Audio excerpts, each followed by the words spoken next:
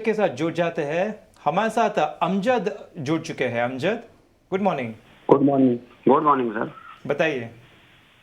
Sir जी, मेरा NTPC का share है, 100 शेयर खरीदा हुआ मैं 363 भाव से।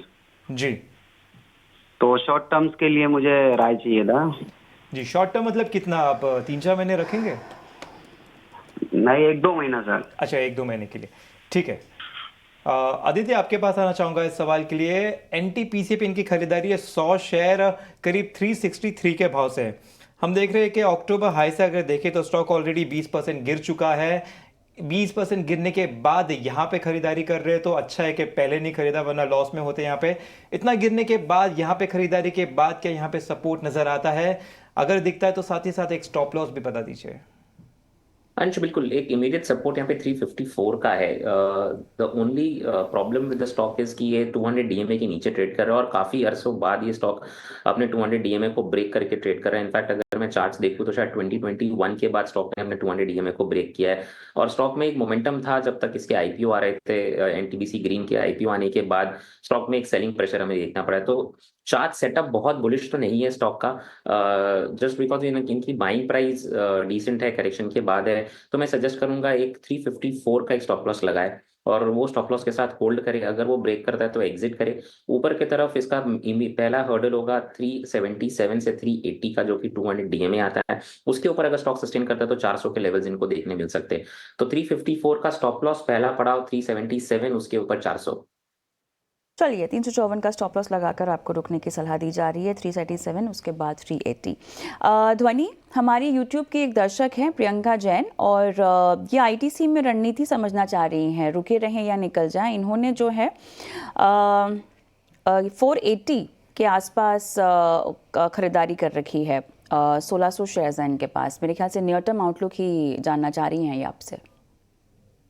यहाँ पे कविता, अगर नियर टर्म आउटलुक इनका बनता है तो स्टॉक वीकलीज पे अपनी जो यहाँ पे 50 वीक्स की ईएमए है उसके पास फिलहाल ट्रेड कर रहा है। 463 का लेवल बनता है, जिसके नीचे अगर स्टॉक ब्रेकडाउन करता है तो कोई चिंताजनक यहाँ पे सजेशन हो सकता है कि एग्जिट करे, बट अभी फिलहाल के लिए होल्ड करके रखे। 463 का स्टॉप लॉस लगाए।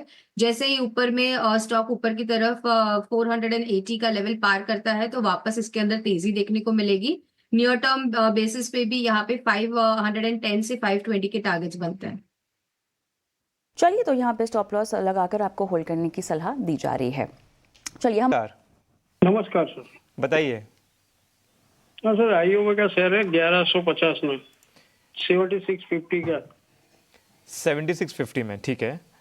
और कितने समय तक होल्ड कर सकते हैं आप इसे? तो 2-3 साल।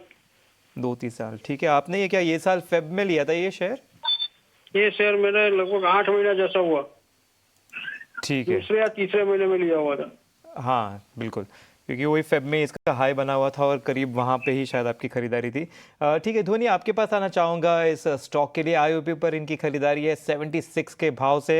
हम देख रहे हैं कि इसी साल फेब के महीने में एक जो स्पाइक गया था वहाँ से बिकवाली हुई थी, वही स्पाइक पे इन्होंने खरीदारी की थी। उसके बाद स्टॉक नीचे की तरफ ही जाता हुआ नजर आ रहा है।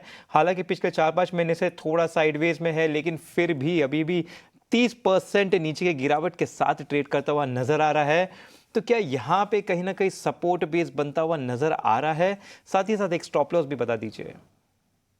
जी बिल्कुल अंश, यहाँ पे आईओबी का काउंटर अगर आप देखें तो डेफिनेटली इसके अंदर जो गिरावट देखने को मिली है वो अब वापस से यहाँ पे एक सपोर्ट लेवल की तरफ काम करती हुई देखने को मिल रही है। आप वीकली स्ट्रक्चर इसका देखें तो काफी इंटरेस्टिंग फॉर्मेशन वहां पे देखने को मिल रही है, क्योंकि जो हमने एक स्पाइक मूव फेब्रुअरी में इसका देखा, जो ब्रेकआउट वहां पे उन लेवल्स पे आया था, उन्हीं ब्रेकआउट लेवल्स को वापस से स्टॉक ने यहाँ पे रिटेस्ट करा है और वहां पे सपोर्ट लेवल जो है वो कायम करा है। 45 टू 47 का भाव है, जिसके पास ये सपोर्ट लेवल कायम होते हुए देखने को मिल रहा है। तो मेरी होल्ड करने की सलाह रहेगी। नीचे की तरफ स्टॉप लॉस जो है वो 47 की लेवल के पास बनाए रखे। ऊपर की तरफ जैसे ही स्टॉक यहाँ पे अपना जो वीकली एवरेज यहाँ पे बना के रखा हुआ है 56 रुपए का, जैसे क्रॉस करता है तो वापस इसके अंदर एक बाइंग रुझान देखने को मिलेगा। 64 रुपए का पहला टारगेट रहेगा और उसके बाद इसके अंदर वापस से जो 80 से 82 रुपए हमने इसके अंदर देखे थे वो वापस देखने को मिलेंगे।